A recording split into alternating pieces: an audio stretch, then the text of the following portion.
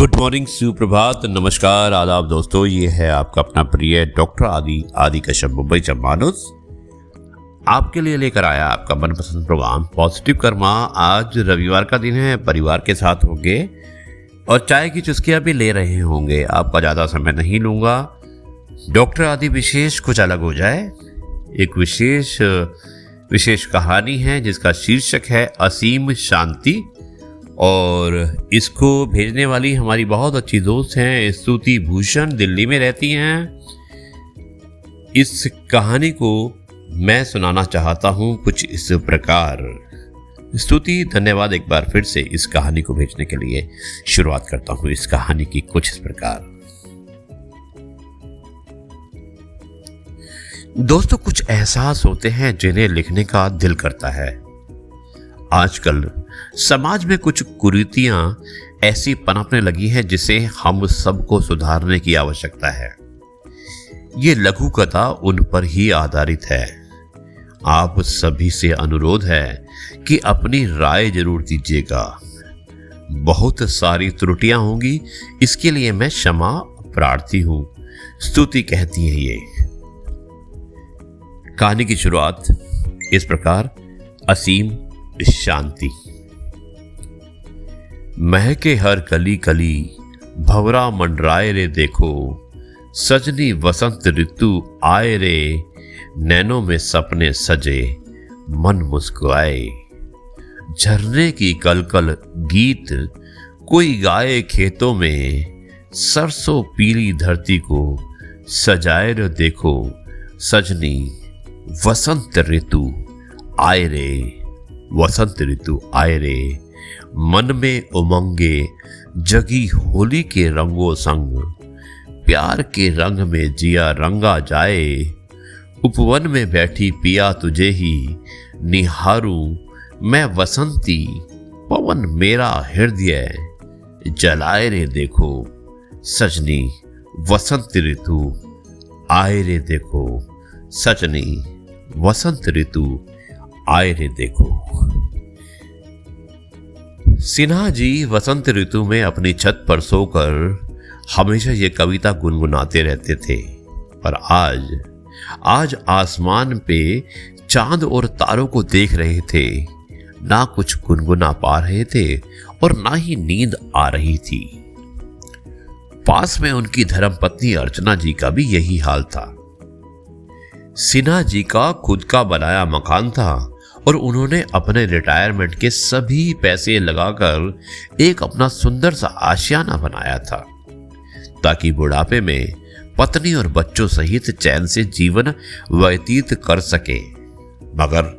मगर उनके दोनों बेटे कुछ ज्यादा ही समझदार निकले। जैसे ही दिन दोनों बेटों की शादी हुई, दोनों का व्यवहार बदलने लगा।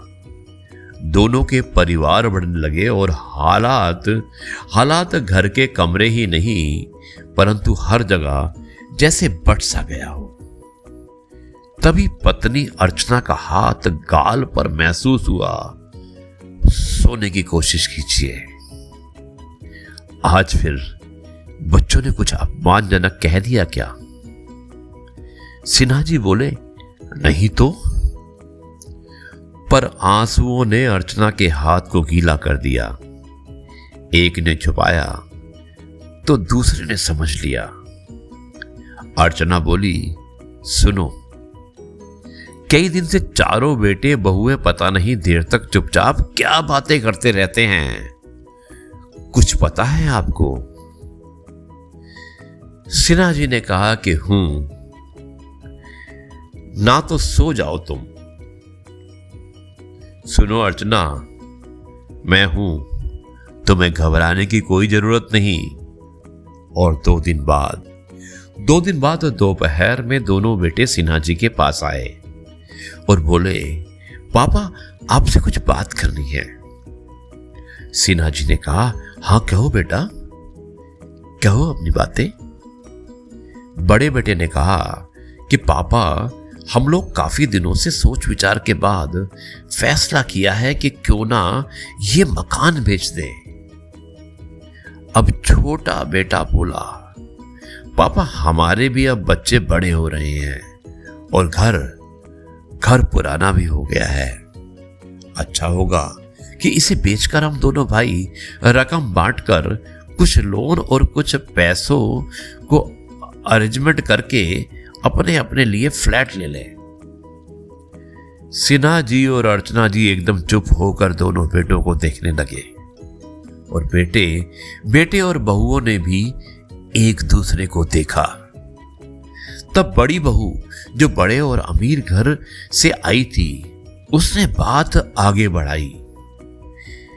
पापा, आजकल प्रोफेशनल ओल्ड एज होम का कॉन्सेप्ट है, एकदम 5 सितारा होटल जैसा।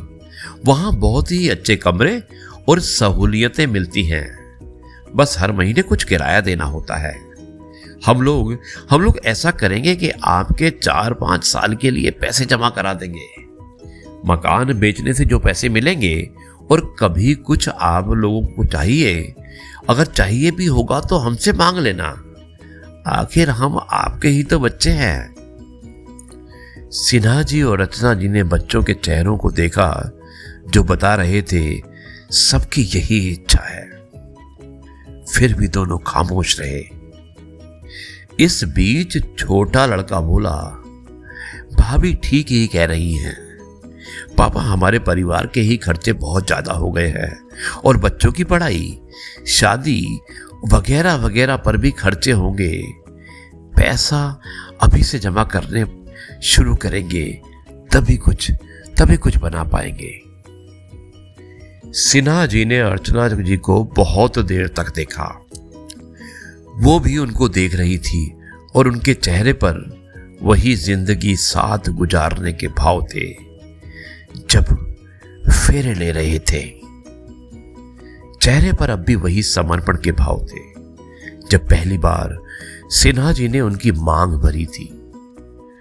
सिन्हा जी ने सोचा और बोला, बच्चों, तुम्हारा आइडिया तो बहुत अच्छा है, मैं सहमत हूं तुम्हारे आइडिया से।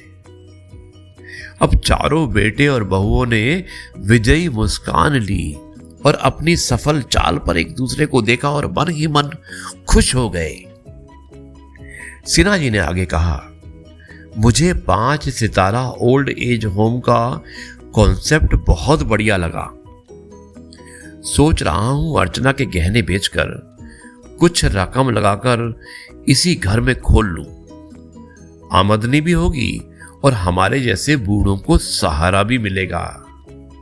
अच्छा, एक काम करो, तुम सब कल ये मकान छोड़कर चले जाओ। क्या?